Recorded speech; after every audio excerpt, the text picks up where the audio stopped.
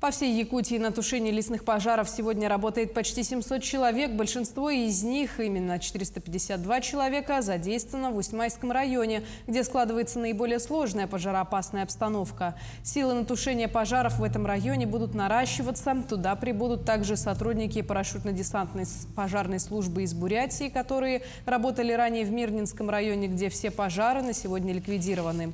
Итого там будут задействовано около 300 парашютистов-пожарников Федеральной авиалесохраны из различных регионов.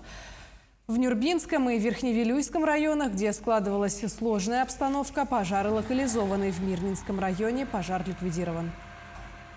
На территории республики действует 45 лесных пожаров, 8 из которых наши лесопожарные формирования обслуживают. Сложная ситуация у нас в Усть-Майском районе, так же, как и вчера, и в течение недели мы очень много сил там сосредоточено, техники, очень сильное задымление.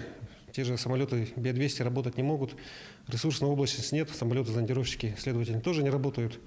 Завтра мы с нашими руководителями лесопожарных формирований, это авиалесохрана «Якутлесресурс» и руководством ФБУ авиалесохраны выезжаем на место, в Усть-Майский район, чтобы принять какие-то оперативные решения, осмотреть ситуацию на месте.